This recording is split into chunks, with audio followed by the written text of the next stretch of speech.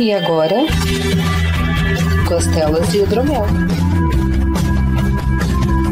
Este programa é livre para todos os públicos.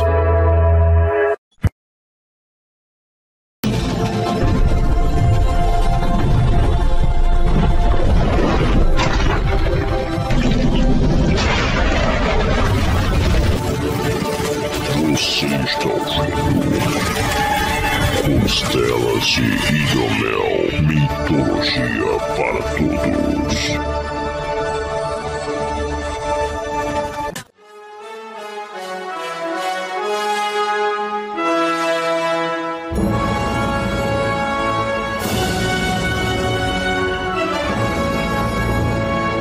Saudações mitológicas, meus caros. Bem-vindos a mais um Costelas de Hidromel. Aqui é o Vertamati. E, o Castelo Rá-Tim-Bum tinha mais embasamento correto em mitologia do que a maioria dos filmes que eu vi no cinema, cara. E a maioria dos artigos da Wikipedia também. Isso com certeza. Bom, aqui é o Renato Seveniani e hoje nós vamos jogar peteca 1x1. Boa.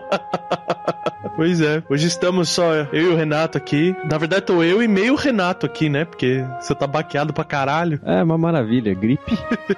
Espero conseguir falar por meia hora aqui. Justo, justo. E hoje a gente vai falar nada menos do que mitologia brasileira. Olha só. Algo que eu achei que eu ia usar essa carta quando fosse tipo, puta, eu não tenho mais nada pra falar, eu vou falar de mitologia brasileira. Pois é, quando tivesse acabado todo o resto, né? Tu chegou agora, cara, já tá aqui já. Pois é. E não acabou tudo que a gente tem pra falar. Nossa, pelo amor de Deus, a gente vai assustar meia dúzia de gente agora.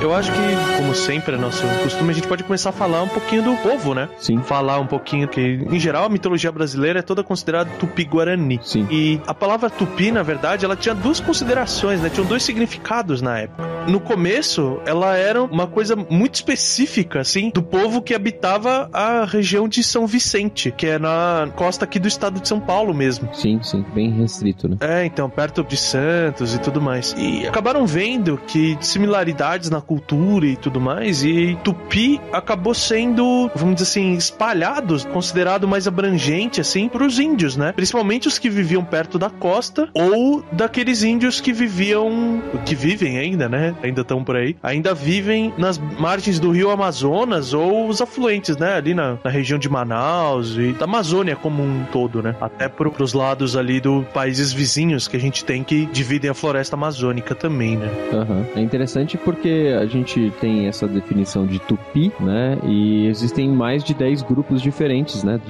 Do que são considerados tupis. Tupinambá, Tupiniquim, Tamoio, Temiminó, Tabajara, Potiguara, Caeté, Viatã, Amoipira, Aricobé, Tupinaé ou Tupiná, Guarani, e deve ter outras muitas que não devem ter entrado na... Todos esses outros nomes que a gente faz piada pronta e eu tô me segurando aqui. Pois é.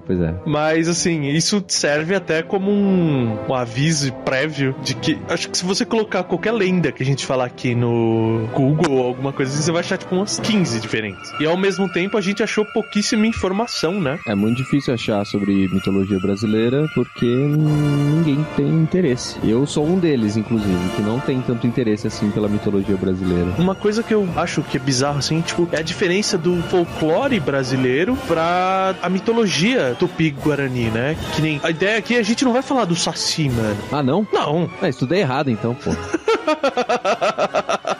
Tava aqui lendo Monteiro Lobato. Tem alguns personagens que rondeiam o nosso folclore, tipo o Boitatá, a própria Caipora, que, nossa, como na minha entrada é estupidamente bem representada no Castelo Rá-Tim-Bum. A questão de o assovio pra chamar, da Caipora querer contar as histórias pra tutelar e proteger as matas, é uma coisa, cara, tá tudo certo. A representação dela cheia de penas e com a pele escura, um personagem meio andrógeno, né? A gente sabia que era uma mulher, mas na cultura ele é andrógeno, e depois eu tava olhando umas imagens, pô, sabe, show de bola, sabe? Parabéns pra galera que fez, pros diretores e os roteiristas do Castelo Rá-Tim-Bum, sabe? Assim, que inclusive tá tendo a exposição que eu preciso ver. É, eu quero muito ir também.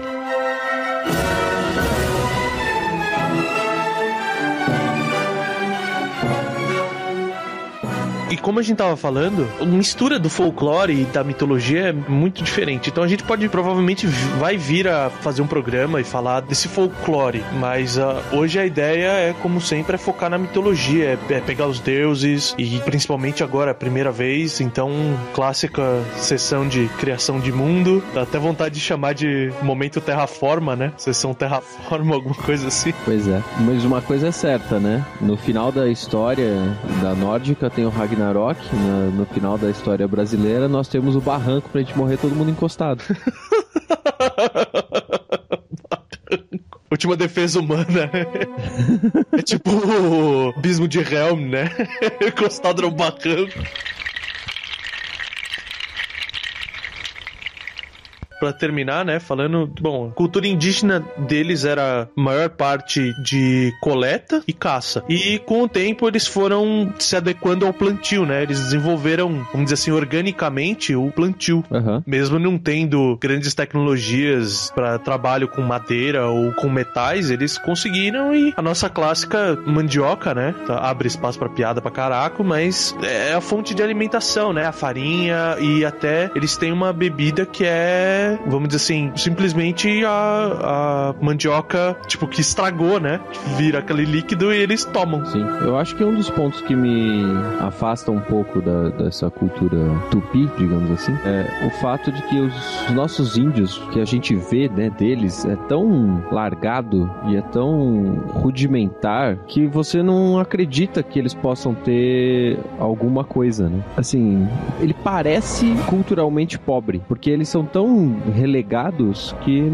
a gente não dá o respeito, né? E a impressão que eu tenho, né, até depois de ter estudado aí nessa última semana aí o tema, vamos dizer assim, a gente viu os povos tentando muito, de uma forma ou de outra, fazer registro das histórias, das lendas, dos acontecimentos, né? Você tem uma série de tentativas de escrita, ou templos, né? Algumas coisas locais e situações que eram feitas pra durar mesmo, que era pra passar pra posteridade, vamos dizer assim. E uma coisa que dificulta bastante é que, aparentemente, a cultura tupi não tem muito nisso, né? Ela é uma tradição oral, né? A passagem de informação é 100% oral. E não tem, vamos dizer assim, eles não constroem nada de pedra. Você raramente acha uma estátua, alguma coisa de madeira que tenha sobrevivido tantos anos, né? Sim, verdade. Ainda mais na umidade da Amazônia. Você pensar que o apodrecimento, essas coisas de matéria orgânica, é muito mais rápido, né? Mas a gente fecha com algumas coisas que vieram, né? Eles influenciaram muito a cultura brasileira, óbvio, né? Tem muita coisa que a gente faz e fala que vem da cultura, sendo que, tipo, principalmente a culinária, um dos fortes expoentes. E, como você falou, a peteca, né? E as redes, cara, pra dormir.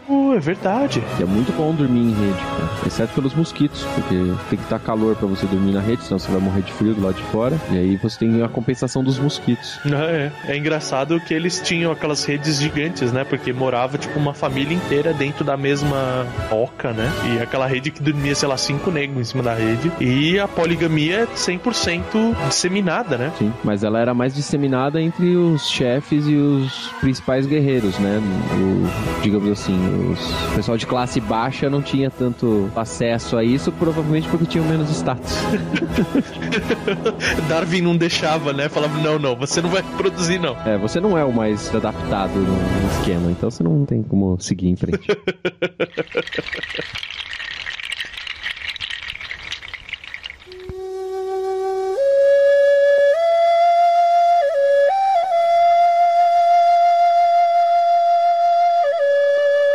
Bom, na criação do mundo, no início, nós tínhamos Thor. Desculpa. Caraca, você conseguiu roubar a minha piada, velho. Eu ia cortar você com a piada. Não deixei. Nós temos Tupã, que é também entendido como deus dos trovões, mas que tinha também a classificação de ser a energia do universo, né? Ou o caos. Então, a partir de Tupã que tudo surgiu. Ele tem alguns nomes, né? O Tupã, ele é a forma dessa dos raios, né? E a forma mais, vamos dizer assim, mais amórfica, né? Que ele tem, dessa energia, eles chamam de Nyanderuvusu, que E eu achei interessante, assim, porque ele tem essas duas formas, e em certos momentos parece que são dois personagens diferentes, né? E ao mesmo tempo, teoricamente, é o mesmo, né? Mas acontece coisa semelhante com a mitologia egípcia, né? Que o início tem várias formas, né? Os deuses têm várias formas. O deus Ra, que tem 4 formas, né? De acordo com o passar do tempo do dia, né? Ele vai mudando de forma e vai se tornando velho, e aí ele morre, vai pro submundo e retorna, né? É interessante mesmo. Então, conte-me mais sobre isso.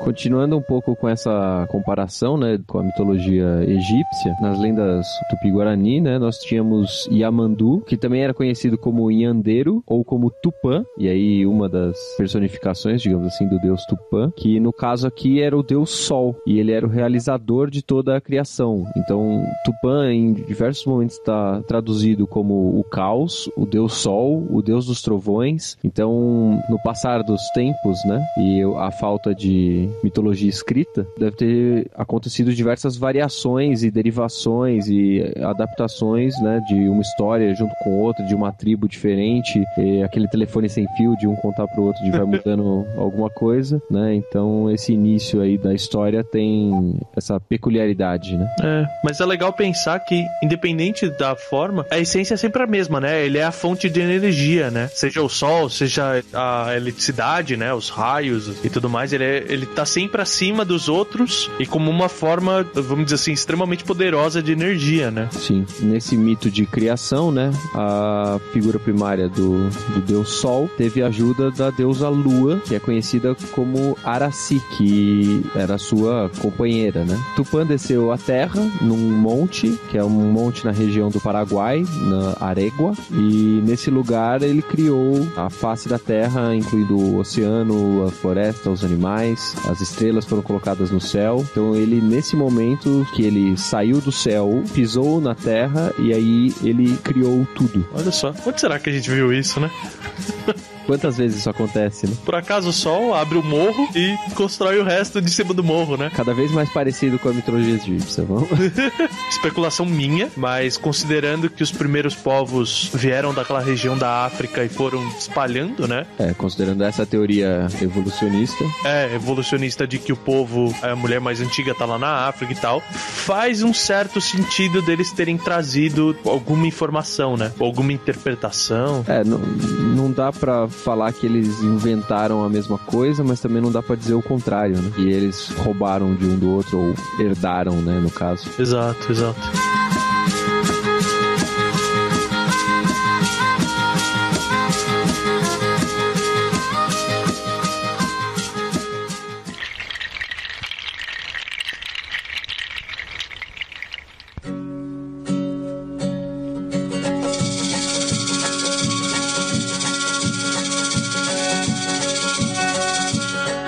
Eu acho legal, assim, porque nessa teoria, né, nessa versão, o Tupã criou os humanos da forma mais tradicional, né, que a gente tem, que é fazer eles com barro e soprar a vida. E nesse caso, diferente, por exemplo, do catolicismo, ele criou o homem e a mulher já com barro e soprou a vida nos dois. A mulher não veio do homem. E eu acho sacana, porque aí, tipo, ele criou os humanos e foi embora largando pra eles os espíritos do bem e do mal.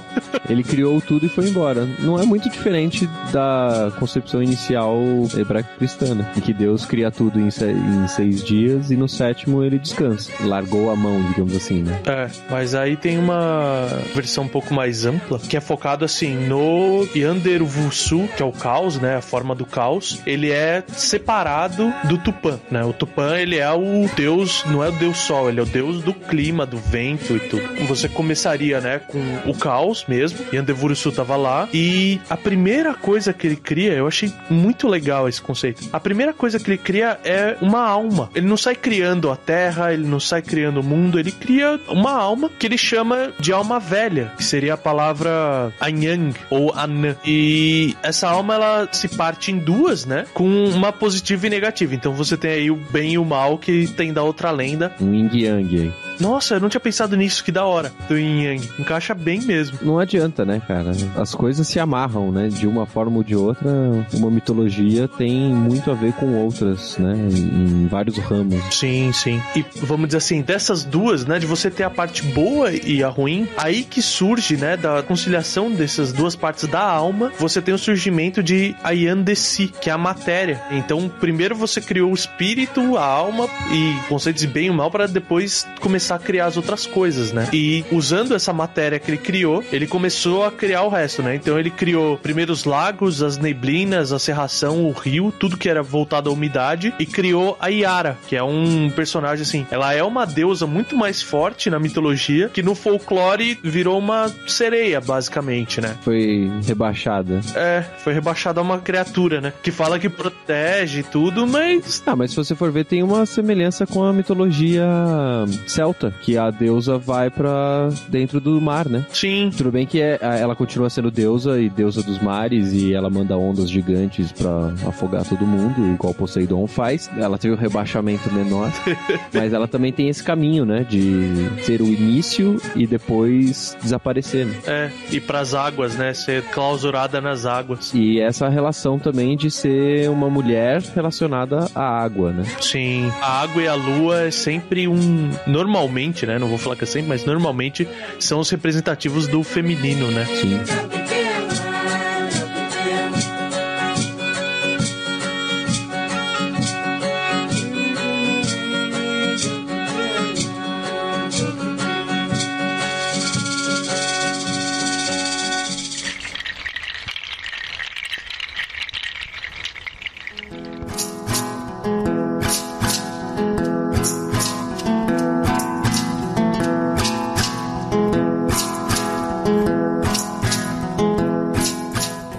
Aí depois que ele criou a Yara e essas coisas, Yandevuru-Su criou Tupã, que é o deus do clima mesmo, né? Das tempestades, do vento, nosso Thor. E eles falavam que ele literalmente empurrava as nuvens pelo céu. Ele que decidia onde que elas iam, sabe? Ia acumulando pra fazer chover e tudo mais. Aí as matas, né, dele ter criado o mundo com água e tal, já tinha a matéria e a água, a vida começou a brotar. Então a mata nasceu sozinha, vamos dizer assim, nasceu dessa mistura. E para isso ele criou o Caporã, que é o protetor das matas e também dos animais, que ele começou a colocar lá. Que é o Caipora. Mas em outras coisas, né? A Caipora, ela é uma entidade, vamos dizer assim, abaixo, né? Ela é um ser mágico, mas ela não é uma divindade, né? Esse é o topo da cadeia alimentar, vamos dizer assim, esse Caporã. Mas quando eu bati o olho, eu vi uma semelhança bem legal, assim. Não, então, é porque a Caipora, do que eu tinha lido, ela é derivada do Caporã, digamos assim, nas releituras da história. Ah, tá, derivada não que ela é filha de Caporã, ela é... Em algum momento ela foi rebaixada, entendeu? Entendi. A Caipora é o protetor das matas, das caças, por exemplo. Sim. E tem uma certa relação, né? Não sei como que isso acabou se tornando, mas... Começa a entrar na questão do folclore, né? Deixa de ser mitologia, entra no folclore e talvez ela tenha entrado no folclore como Caipora, né? Pode ser. A partir dessa releitura que, sei lá, os fazendeiros fizeram de uma cultura indígena e entenderam errado. Acontece bastante, né? Então, é da onde eu acredito que tenha vindo muito do folclore, né? É do índio ter vindo, explicado alguma coisa na língua tupi e o cara entender mais ou menos o conceito e... aquele cara que tava aprendendo, sei lá, o padre jesuíta, né? Aprendendo tupi-guarani e traduzindo errado, né? Exato. É possível.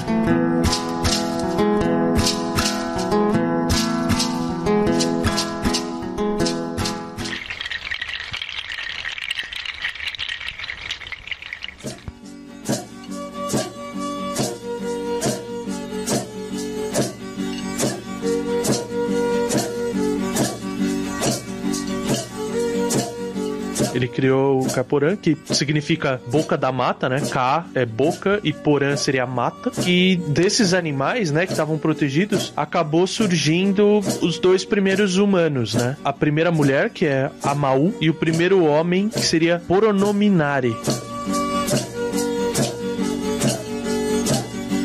Bom, esses dois primeiros homens que surgiram, né, e que foram criados por Tupã, além dos nomes Amaú e Poronominari, que é difícil pra cacete, tinham nomes mais fáceis, né, denominações do que o povo dava pra eles, talvez, que era Rupavi e Sipavi, nomes que significam, respectivamente, o pai e a mãe dos povos. Então eles são o primeiro casal, então eles são o pai e a mãe dos povos, né, os pais do povo Tupi-Guarani. Esse primeiro casal teve 3 filhos e um incontável número de filhas. E o primeiro dos filhos foi Tumé Arandu. Ele tinha sobrenome já. Olha só que bonito. O pai tem um nome só, mas o filho tem sobrenome, né? Pois é. Que era considerado o mais sábio dos homens e o grande profeta do povo Guarani. Era o xamã, né? O primeiro xamã. O segundo filho chamava Marangatu. Esse não tinha sobrenome. Ele era o líder. Ele era generoso, benevolente e era o pai de Kerana, que a gente vai citar daqui a pouco, porque ela é mãe dos 7 monstros lendários do mito Guarani. O terceiro filho foi Japeu-Sá, que foi desde o nascimento considerado um mentiroso, ladrão, trapaceiro e que sempre fazia o contrário daquilo que era esperado dele. É o Loki, né? Exatamente. É o caos, né? É, personificação do caos, né? Que não é o Tupã, que é o caos inicial, onde não havia nada. Ele é o caos do jeito que a gente entende, né? Aquilo que muda a lógica, né? É o pirralho maldito, você quer dizer, né? Denis o Pimentinha. Só que esse terceiro filho, né, eventualmente comete suicídio. Ele se afoga e é ressuscitado como um caranguejo. E como punição, além dele ter morrido, né, como punição para todas as trapaças que ele fazia enquanto em vida, ele é transformado num caranguejo porque os caranguejos não andam pra frente, né? Eles andam de lado ou pra trás. Eu acho que ele amaldiçoou todos os caranguejos, cara. Pois é, ele é o pai dos caranguejos. É o pai dos caranguejos, né? Deve ser aquele caranguejo-aranha que tem no Pacífico, que é um treco gigante. Deve ser bizarro, hein? Eu imaginei aqueles caranguejos do mangue, sabe? Tem sempre uma excursão da escola pro mangue, pra você conhecer os tipos de bioma no Brasil. Era ótimo andar na porcaria do mangue com um tênis normal e o tênis ficar lá, né? A Larissa tem uma história disso.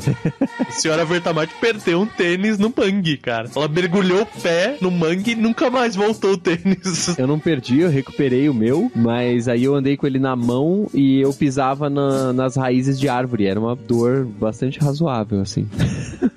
Cara, quando eu vi o mangue, eu acho que eu nunca tinha amarrado o meu cadarço tão forte quanto aquele dia, cara. Amarrar no tornozelo, né? Porque o cadarço era grande demais. Sabe, quase isso. Acho que meu pé ficou preto depois de sair de lá e não tinha sangue no pé.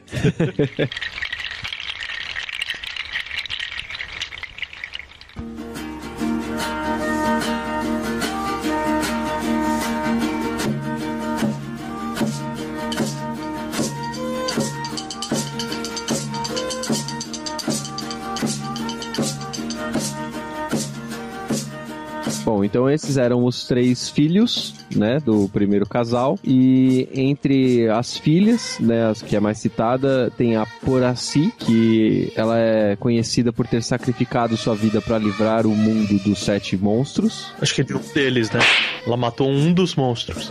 Para livrar o mundo de um dos 7 monstros, que era filho ou sobrinho dela, né? Ela é tia-avó, cara. Tô pensando aqui, ela é tia-avó, porque o irmão dela é avô dos monstros. Isso, verdade. Ela é tia-avó. E isso é legal que, tipo, você matou um dos monstros, porque eles são a personificação do mal, né? Ela, tipo, diminuiu o mal no mundo, sabe? O mal ficou um pouco mais fraco no mundo porque ela matou um dos monstros. Interessante, né? Eles compartilham uma fonte de poder, é isso? É, quando todos estão vivos, tipo, o poder é o máximo, né? É igual o Magic, quando você traz as quimeras, tipo, se você tiver 2 quimeras, elas aumentam 2 e 2.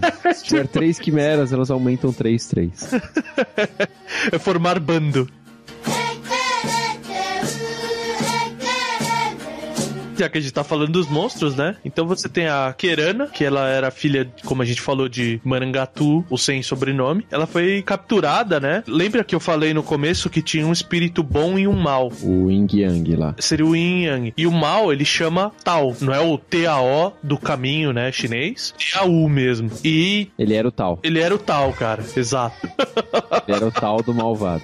É o tal do malvadão lá. E ele captou ela, né? Por causa desse rapto, obviamente, ele fez com coisas impróprias e ela engravidou de 7 criaturas. Ah, entendi. Que nasceram em sequência e a gente vai falar porque é meio que o foco, né? Esses filhos, por serem filhos do mal, digamos assim, né? É interessante que Araci, a esposa de Tupã, a Lua, ela amaldiçoou os filhos dessa relação de Querana com Tal e todos, exceto um, nasceram como monstros, né? Então 6 eram monstros de verdade, visualmente monstros. O outro, ele só era menos monstro, né? A gente vai chegar nele, mas ele me parece uma criatura feia também.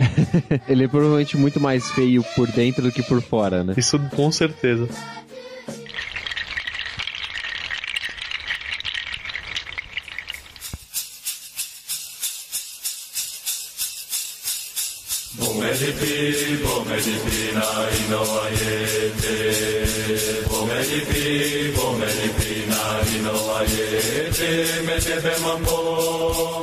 Então, né, vamos começar a brincadeira falando primeiro do terrível Tejujagua, que ele é o deus, ou seria o espírito, né, das cavernas e das frutas. Vocês vão ver que ele mistura bastante, assim, a ideia. E ele sempre está nesses lugares, né, ele se esconde nas cavernas, grutas, lagos, coisas assim. E ele parece um lagarto gigante, né, tem um corpo de um lagarto, só que ele tem 7 cabeças de cachorro. E eu acho que o único pecado dele é ser feio, cara, porque ele é um bicho que ele se alimenta de frutas e mel. Ele deve atacar se alguém invade o domínio dele, né? É engraçado ele ser um lagarto com 7 cabeças de cachorro e ele morar numa caverna, né? E é bizarro porque eu não sei se já tinha cachorros, né? Se bem que tinha alguns tipos de lobo, né? Cachorro do mato, né?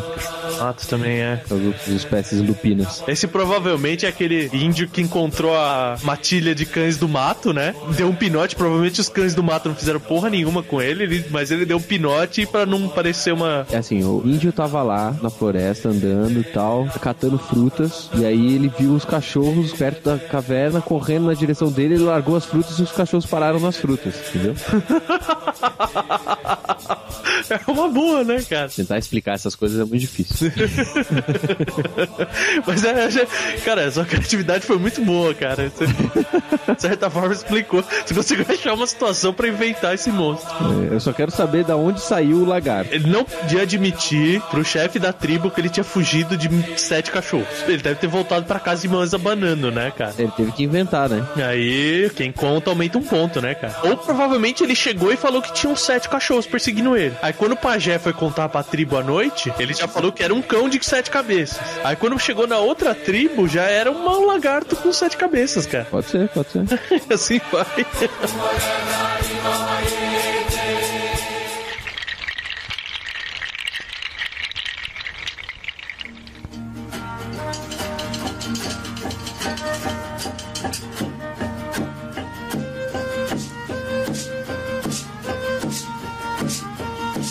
O segundo monstro era o Boituí, que é o deus dos cursos das águas e das criaturas aquáticas. Será que aí eles contam os pássaros que ficavam nos rios e tal, ou só criaturas aquáticas tipo peixes e tartarugas? Eu acho que também conta os pássaros, porque o nome dele, a tradução literal do tupi é serpente papagaio. Serpente papagaio. É. Muito bom. Bom, então as serpentes também considerava uma criatura da água, é isso? Serpentes da Amazônia, cara. Jiboia, essas coisas vão pra água também, né? Ah, isso sim. Tô considerando a possibilidade. Sim, sim. Acredito que a serpente entre no time aí também. Bom, essa serpente papagaio é porque ele tinha forma de serpente, né? E uma enorme cabeça e bico de papagaio. Caraca. Eles devem ter visto a serpente que mordeu o papagaio só da metade pra baixo. A serpente tava comendo o papagaio. Tinha acabado de dar o bote, né? Caraca, a galera era muito boa pra inventar a história. E ele também tinha a língua bifurcada, porque afinal de contas ele era uma serpente. E a língua era vermelha, cor de sangue. A pele escamosa e listrada, devia ser uma coral, né? E penas cobriam a sua cabeça. Tô falando que a porcaria da cobra comeu a porcaria do papagaio. Caralho. E viram a cabeçona dela aberta pra engolir o papagaio, acharam que era a cabeça do bicho inteira, né? Com o bico. Não, calma que melhora, porque eles falam que ele tinha um olhar assustador, né? Cara, o olhar assustador é porque o maldito papagaio tava morrendo. Devia estar com os olhos esbugalhados, a boca aberta. Puta visão do inferno, né? A versão brasileira do basilisco foi pela culatra, né, cara? Precisa achar um desenhista pra fazer um desenho desse treco. Caraca. Ô, se tiver alguém que topa desenhar e tal, por favor, desenhe um bicho desse pra gente, cara. Algum desses, que tem mais depois. Desenha qualquer coisa, cara. Qualquer coisa desses monstros bizarros que vocês desenharem, a gente tá curtindo demais. Isso, aí a gente coloca o Bach no meio dessa roubada e ele colore depois em uma live. Porra! Da hora. Bom, ele era um monstro assustador, né? E que patrulhava os pântanos e protegia a vida dos anfíbios. Que específico, né? Só dos anfíbios. Ele gostava de umidade e flores. Ah, que bonito!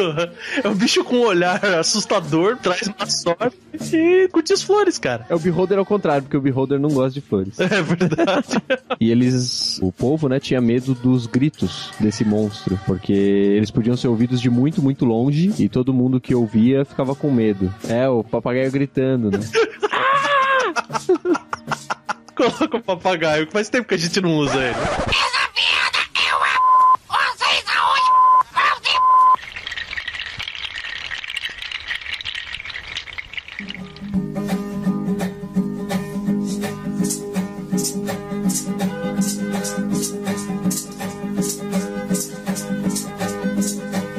Aí você tem o terceiro monstro, que ele é o Monai, ou Monai, que ele é o deus dos campos abertos. E esse é a criatura que foi derrotado por Poraci, que a gente falou, né? Então, ele é tipo uma serpente, só que ele tem 2 chifres retinhos, assim, que funcionam como se fossem antenas. Ele fica nesses campos mais abertos, mas ele tem uma capacidade de escalar árvores facilmente, e ele usava isso pra se alimentar de pássaros. E quem também dormia ali por perto. E por essa capacidade de ser um bicho terrestre, mas que ele se alimenta de animais aéreos, né? Ele é chamado de o Senhor do Ar. Era um gato. Um gato? É um gato, cara. Porque ele andava na terra, nos espaços abertos, subia em árvores e matava passarinhos, e ele tinha 2 coisas que funcionavam como antenas. As orelhas.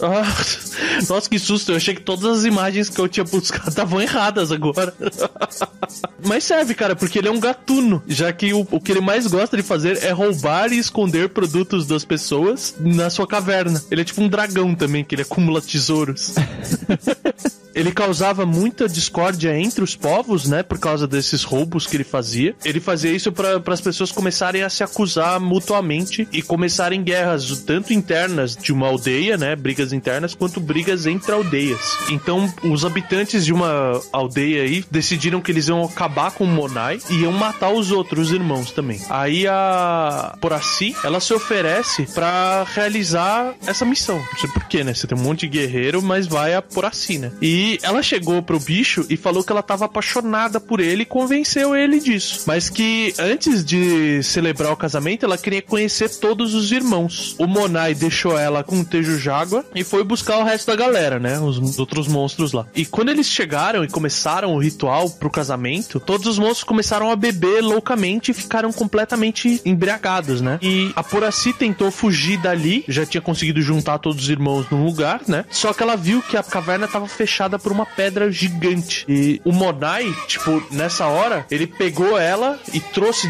pro fundo da caverna e os outros bichos saíram. Como ela tava lá dentro com ele, ela começou a gritar pros guerreiros que estavam do lado de fora por fogo na caverna, mesmo com ela lá dentro. Eles aceitaram isso, né? E por ela ter se sacrificado pra poder atrair todos os monstros e no fim pra poder matar um deles, e principalmente por ter queimado, né? Esse sacrifício foi em meio de fogo. Tupã ficou com pena dela e transformou ela na estrela mais brilhante do céu, que é exatamente aquela primeira estrela que a gente vê quando o sol tá se pondo, e quando o sol tá nascendo no outro dia, é a última estrela que, vamos dizer assim, fica apagada, né, pela luz do dia. Ela é Vênus? A primeira que você enxerga é Vênus, né? Se eu não me engano, sim. É a mais forte também. Deve ser. O que faz muito sentido, né? Porque Vênus é a deusa da beleza e fala do quanto ela era bonita, ela conseguiu convencer o monstro de que ela tava apaixonada, seduziu o monstro também, então... É possível, é possível. Faz sentido, faz sentido.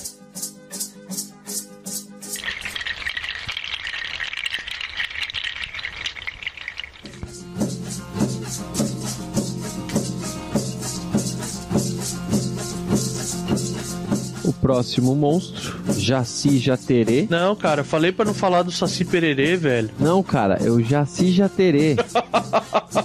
Que, mesmo com esse nome esquisito, é o deus da siesta. Siesta? De dormir? Sim, aquele soninho durante a tarde. Que da hora. Ele é o monstro que te dá sono depois do almoço, é isso? É a versão tupi do Sandman. E esse aqui é o único que não é monstro, ou não é tão monstro. Bom, o nome dele significa pedaço da lua, não sei porquê, porque ele não é um pedaço da lua. Ele é descrito como um homem de pequena estatura, né? Ou talvez uma criança, um duende, um anão, loiro de olhos azuis. Não sei de onde veio o loiro de olhos azuis, nessa cultura onde estamos torrando ao sol. Caraca, o Jaci é o Tyrion. É o Tyrion? Um anão loiro de olhos azuis, cara. Nossa senhora. Então o Westeros existe, é isso? América do Sul é o Westeros. Tá bom, tá bom. Ele tem uma aparência distinta, algumas vezes descrita como bela, encantadora. Não é o Tyrion. E ele carrega um bastão, um cajado mágico. É o mestre dos magos antes de ficar velho. Antes dele ficar careca de cabelo branco, ele era loiro. Que errado isso. Bom, ele habitava nas matas, né? E era o protetor da erva mate. O que quer que isso seja. Ele era gaúcho também. Faz todo sentido, né? Você tá lá perto do Amazonas e o cara é protetor da erva mate, mas beleza. Considerando que Tupã tava no topo de um morro no Paraguai, quando criou o mundo, vai saber onde ele jogou o Jaterê, né? Se eles consumiram essa erva mate fria, tipo no Pantanal assim, é o Jaci Jatererê, né? Nossa, velho, chega. Ok, chega. Fui longe já. E o que mais? Além de dormir depois do almoço, o que mais ele fazia? Ele percorria as vilas procurando por crianças que não descansavam durante a sesta. Então ele era o bicho-papão. É o bicho-papão que vem de dia, né? É de dia, mas era hora de dormir, né? Sim, já descobri de onde vem essa história. É a mãe que queria tirar a siesta dela e o moleque tá pulando em cima da cama, né? Da rede. É, isso. Tá puxando a rede, né, pra mãe não dormir. Então ele pegava as crianças porque, como elas estavam acordadas, elas viam o cajado dele e caíam em transe. Ele ficava invisível, né? E só aparecer pras crianças. Não tinha um negócio desse? Sim, sim. Não faz sentido ele ser bonito e invisível, né? Mas tudo bem. Sendo bonito, mas de loiro de olhos azuis, ele ia continuar chamando atenção, cara. Continua não passando desapercebido, ele precisa ficar visível mesmo. Cara, esse sujeito é muito bizarro. Ele é o pedófilo. Por quê? Vou continuar aqui e explicar. Algumas versões dessa história dizem que as crianças eram levadas para um local secreto da floresta, onde brincavam até o fim do horário da sesta e recebiam um beijo mágico que as devolvia às suas camas, sem memória da experiência. Eu vou pôr a música do Michael Jackson aí, cara. Cara, ele é um sujeito que só aparecia pras crianças, os pais não viam, e que mostrava o cajado pras crianças e elas caíam em transe. Em transa, você quer dizer, né? Cara, é muito errado. Aí tem uma versão menos filha da puta, onde as crianças eram transformadas em bichos e entregues ao irmão Ao, que era uma criatura canibal e que comia as crianças. Então não é mais legal, né, cara? Não, é menos filha da puta. A gente entra num conflito de interesses aí, né? Ou você morre ou você vai brincar com o cajado do Jaci, né? Pois é. Mas é isso aí.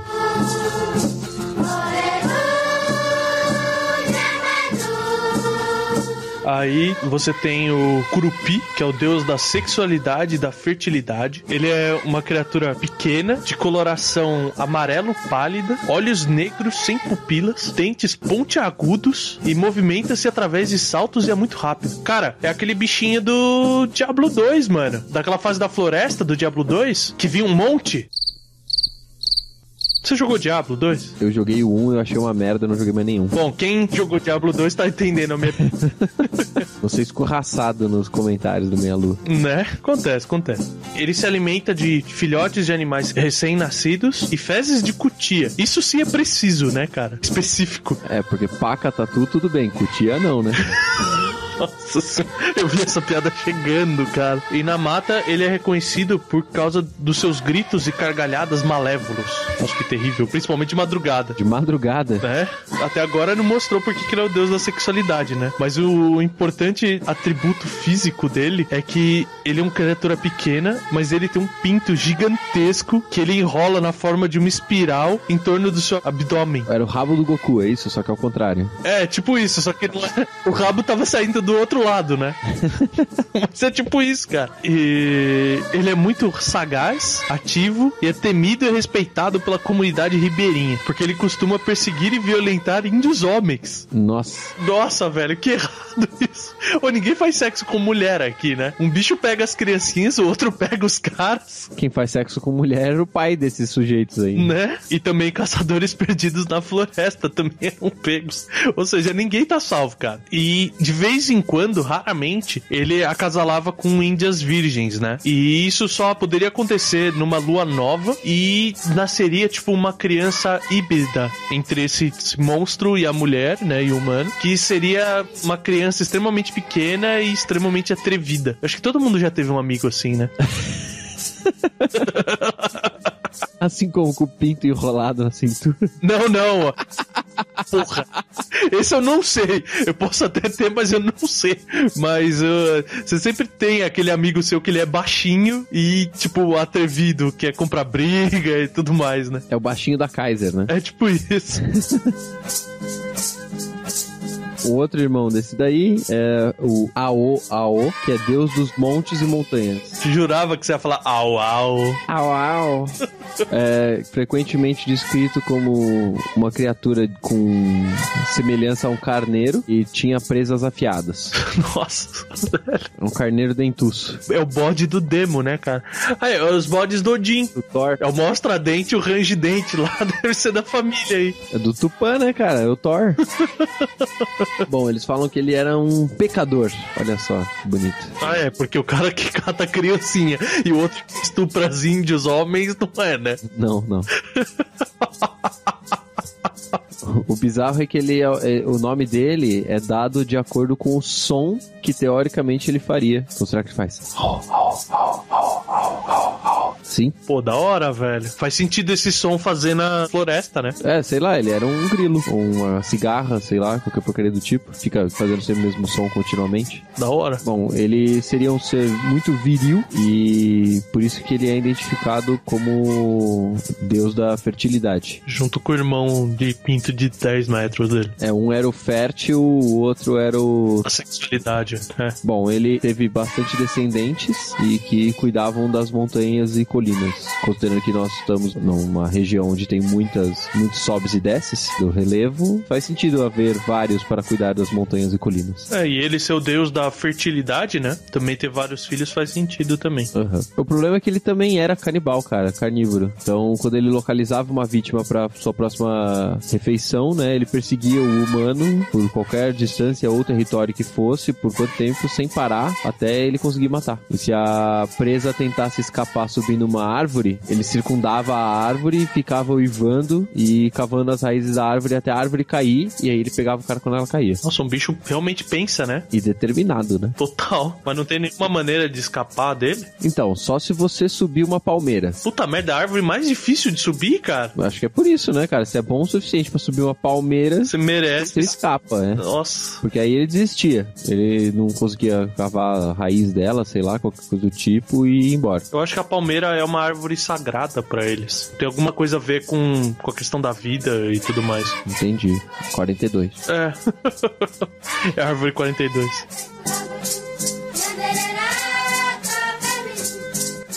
Agora o piada pronta. E o último irmão, né, cara? É o Luizão. Ah, não. É Luizon. É, ele é francês, por isso que é Luizon. Luizon. Não é Luizão. que esse sim é literalmente o capiroto, cara. Que ele é o deus da morte e tudo relacionado à questão de morrer e tudo mais. Eu vi uma ilustração dele, cara, muito da hora. Que ele tinha face de caveira e tal, mas era um ser bombadaço. Porra, mó da hora, mano. Então, assim, ele tinha a semelhança, assim, de um macaco com olhos vermelhos, é tenso, barbatanas de peixe e um enorme falo de anta. Esse é específico. O seu nome vem mesclado, né? A gente não sabe quem veio e tal, mas acredita que o conceito seria a mesma raiz linguística do lobisomem. Ah, tá. Só que na nossa mitologia, né, na mitologia brasileira, além das características misturadas de um cão e de um homem, você também misturava características de um porco. Ou seja, é aquele... Puta, tinha um personagem do South Park que o presidente fica caçando, cara. Puta, como que chama? Bear Man, alguma coisa assim. Desenterrou essa. O lobo Java homem, sei lá, é uma mistura bizarra que os caras inventaram, né?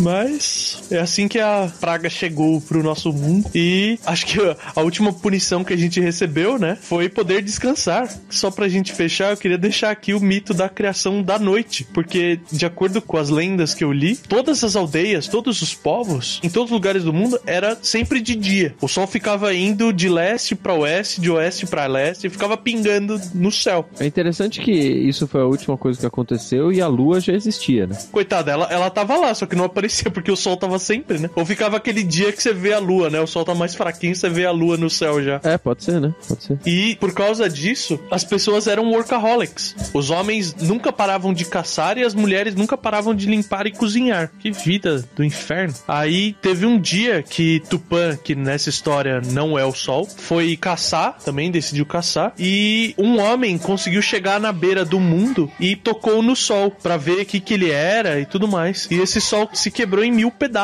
Então naquele momento, tipo, surgiram só as trevas, né? Ficou tudo escuro e aparentemente a lua não tinha brilho, né? Ela não tinha luz, né? É. Então o que ele fez? Tupã, como punição, fez o sol aparecer só durante metade do dia, ou seja, ele passou aí só de leste pra oeste, e durante os tempos de noite, como as pessoas estavam morrendo muito, tipo, era muito terrível, né? A noite super escura, então ele deu um brilho pra lua e também criou todas as estrelas pra poder dar alguma iluminação e os povos poderem continuar sobrevivendo. Muito bom, né? Mas o fato dele ter ficado puto e criado o sol de novo não faz sentido nenhum, né? Ah, então você quebrou aquele sol bonito que ficava 24 horas, então a gente vai consertar ele aqui e vai fazer um sol que funciona só por 12 horas. É, e aí pra quebrar um galho a gente faz a lua ter brilho. Essa eu não consigo explicar, cara, não adianta. Cara, a punição foi acabar com a vida feliz desse bando de workaholic, cara. Eles agora têm que dormir. Antes eles trabalhavam, eles podiam trabalhar o dia inteiro, agora eles têm que dormir. Tá bom, né? Se era legal trabalhar e caçar o tempo inteiro e ficar limpando sei lá o que eles estavam limpando, tá bom. Mas agora, por causa desses desgraçados, a gente tem que dormir. Então, fiquem aí com os nossos e-mails.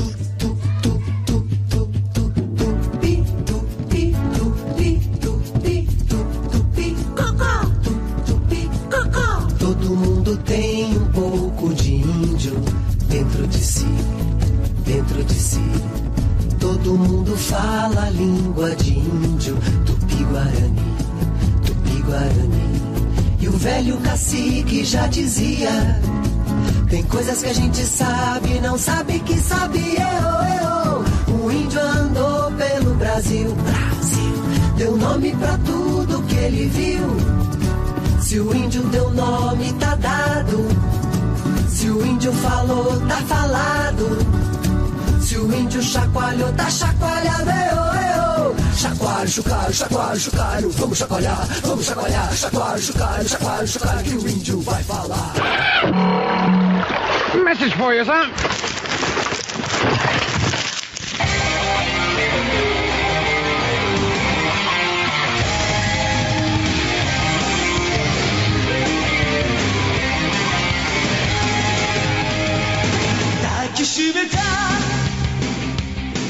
Saudações, meus caros.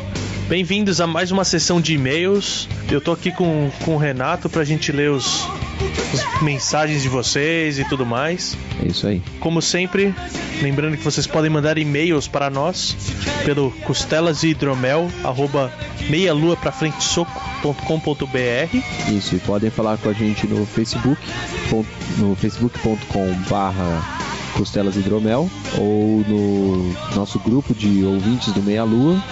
Podem também falar com a gente no nosso Twitter, o @CEHcast. Temos também os Twitters e Facebooks do Meia Lua, estão aí no post. E tem os nossos, porque que também estão no post, e eu viciei nessa porra. O Twitter? É. O Twitter é demais, cara. Venha para o lado negro da força, nós temos só 140 caracteres. E sobre o grupo, né, do ouvintes do Meia Lua, lá no Facebook. Essa é a última semana, bom, quando vocês ouvirem esse cast, na verdade já vai ter acabado. Então olhem lá pra saber das opções que a gente tem de um novo programinha que a gente tava bolando aí, qual foi escolhida. Eu vou considerar a votação até o dia do lançamento desse cast aqui. Pode ser sábado, domingo, segunda. Ah, não pode não, tem que ser sábado. Não, sábado. Atrasou uma vez, a ideia não é ficar atrasando, não. Dessa vez não tem UPix pra usar desculpa. Bom, então é isso. Vou começar a lendo aqui um e-mail mesmo de um ouvinte nosso, do Jorge Augusto. E ele começa: bom dia, pessoas desse cast. Meu nome é Jorge Augusto, tenho 30 anos e sou supervisor de suporte técnico em São Paulo. Bacana, moro em São Paulo, é da hora. Meus pésames, cara, esse supervisor de suporte técnico é muito tenso. Todo mundo acha que a culpa é sua. É sempre, né? Eu já briguei muito com o supervisor de suporte técnico já. E eu achava realmente que a culpa era dele. Pois é. Que eu arrumo essa porra no mês só. Eu tava do lado de lá, eu era o suporte técnico, então. Aí ele fala assim: tive a indicação desse cast através do Febrini. Aê, querido Febrini. Do Alguma Coisa Cast, onde a temática de mitologia, que eu sempre gostei, me atiçou a curiosidade de ouvi-los. E francamente falando, gostei muito do cast de vocês. Obrigado. Mais um que gosta de mitologia. Não estamos sozinhos. E brigadão Febrini pela indicação, cara. Pois é. Pessoal, Alguma Coisa Cast também é parceiro nosso e os caras são muito engraçados. Aí ele continua assim: falar sobre Thor e Loki seria mais do mesmo se vocês estivessem falando diretamente dos filmes da Marvel, que também foi citada a exaustão. Precisava ser. A gente massacrou, né? A gente não quis citar, a gente quis massacrar. A gente citou só pra deixar claro que era completamente diferente. Exato. Onde a dupla aparece, mas não. Eu também imagino o Thor não como ele aparece nos filmes. Louro, bombado, cabeça oca, mas sim alvo, ruivo, com físico viking, embora forte e não musculoso, com uma barriga de dar inveja a tomadores de chopp. Tomadores de hidromel, meu cara. Ele era um tomador de hidromel e dava inveja a tomadores de chopp. Exato, bom, justo. O que ele falou tem sentido. Justíssimo. E sim, barbudo, em letras garrafais ele pôs aqui. Cara, como essa história da Marvel deixar os heróis escanhoados me deixa puto. Por isso que eu gosto do Homem de Ferro, que é fora do padrão Marvel. Eu gosto da Marvel de criação de personagens que são mais próximos do real, né? Então o Homem de Ferro, que tem problema de bebida, é um playboy excêntrico, bizarro. O Homem-Aranha, que tem problema pra pagar as contas, mora no subúrbio de Nova York, só se fode. É autista, não, calma, esse não é aqui. Então eu gosto desse esquema da Marvel, mas com o Thor ela deu aquela sacaneada. Bom, agora pelo menos é mulher, né, cara? Eles podiam fazer extrapolação ao extremo e fazer o Thor mulher de barba. Podiam fazer a Thor pegando a Viúva Negra no filme, ia ficar da hora. Assim. Alguém vai fazer. a gente tá registrando essa informação na internet, alguém vai achar, alguém vai fazer. XXX Parody. Estou esperando. Aí ele termina com parabéns pela temática, parabéns por levar isso ao lado do humor e trazendo informação, essa a parte minha, mas bem legal, e que ele achou que ficou legal, pacas. Eu também achei que ficou legal, pacas. Né? Eu também, cara. Eu adoro o nosso programa.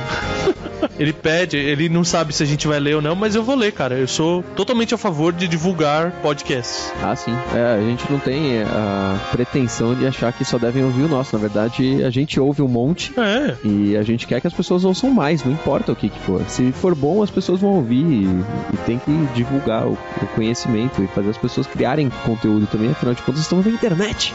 E a gente, olha os nossos convidados. A gente tem uma série de amigos que são podcasters e eu quero mais é que divulgue o podcast deles também. Sim, tem um monte que não são nada de podcast, nem escutam direito, mas que estão aqui pra falar de temas que acham legais também. Sim, exato. Então tem pra todo mundo. Então aí, segue quem quiser. Cast do Jorge Augusto é o Transmimento Cast. Eu vou colocar no meu feed aqui pra dar uma audiência. Minimamente isso. Assim que eu tiver tempo, eu...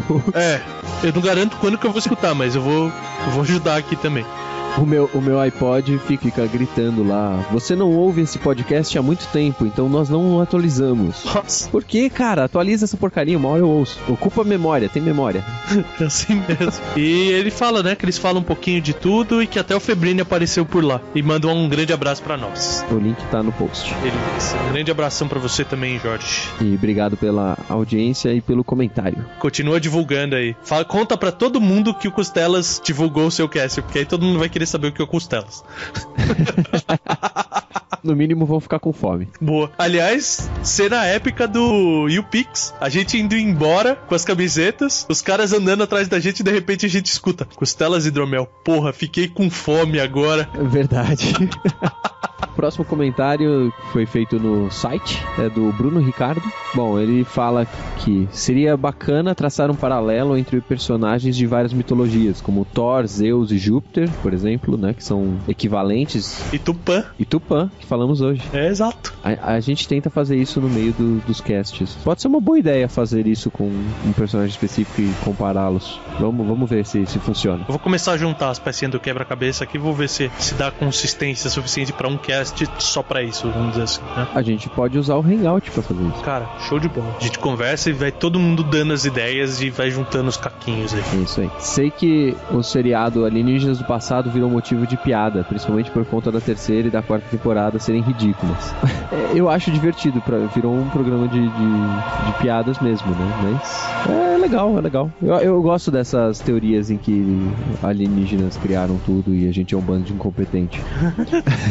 Eu me divirto também. Eu nunca vi esse programa, eu preciso ver um dia. Eu vejo picado de vez em quando, mas eu tenho que assistir quando a Tati não tá vendo, porque ela não gosta de alienígena. Ah, justo. Bom, ele fala aqui que a primeira temporada é ótima e nos instiga a questionar e se fosse verdade, né, que os alienígenas tiveram influência. Enfim, em alguns episódios é feita uma comparação entre deuses de várias mitologias, que no fim das contas acaba fazendo muito sentido, porque eram entidades muito semelhantes, com poderes semelhantes, que voavam em carruagens de fogo ou com bodes na frente, viviam nas nuvens e muito mais. Ele mandou um abraço e ótimo podcast. Obrigado aí, Bruno, pelo seu comentário. E é verdade, tem várias situações em que as entidades mitológicas são parecidas, né? Considerando as mitologias próximas ali, né, no norte da Ásia e Europa, talvez um pouco pro norte da África também ali, que é a meiuca. Faz sentido eles serem iguais mesmo sem ter essa possibilidade de uma influência externa, né? Sim. Agora, igual na mitologia tupi-guarani que a gente falou hoje, o Tupã é muito parecido com Thor em alguns momentos, ou até mesmo com Zeus, porque ele é o principal e tal. Sim. E são mitologias que são muito distantes uma das outras, né?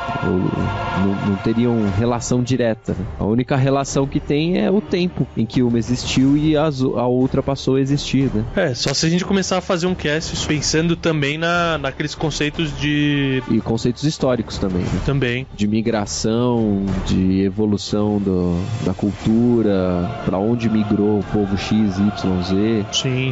Eu não gostaria de entrar nessa parte porque eu não sou tão bom de história assim, por mais que eu goste. Por isso que serve o Hangout.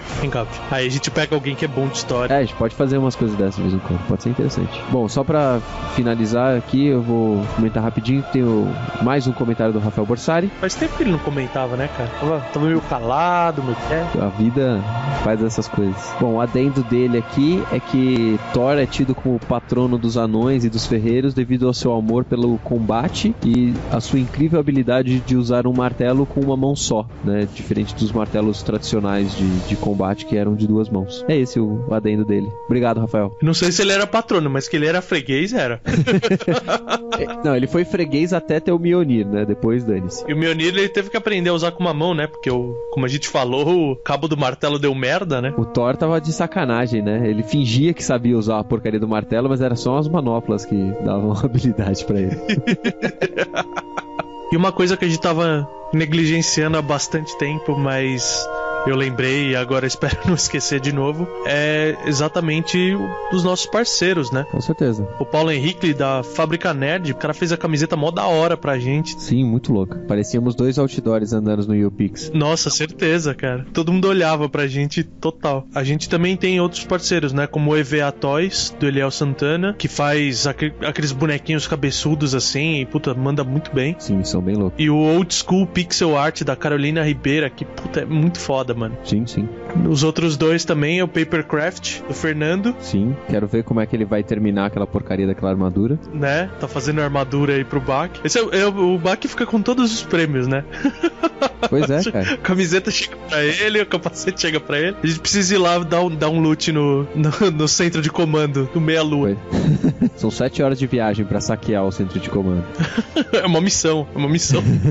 E por último, a Zell Games, né? Sim. Que vende os jogos aí a bons preços e pelo código. E aqui vai um pedido especial pro pessoal da Zell Games, que é trazer jogos de Wii U, né? Dessa forma. Agora você tem downloadable content, eu não sei se é possível ou não, mas eu gostaria. Então é isso, meus caros. A gente se encontra aí na próxima e quem sabe muito em breve a gente não se encontra aí ao vivo. É isso aí.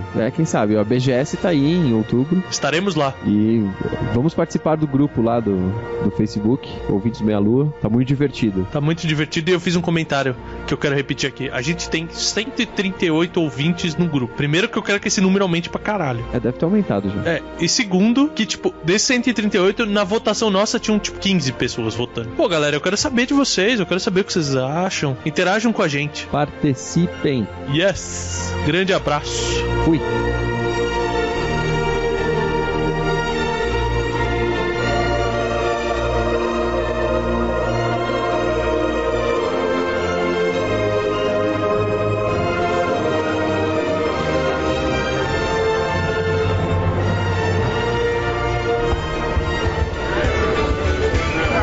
Senhores, desejam mais alguma coisa? Eu quero mais costela. Eu quero mais hidromel.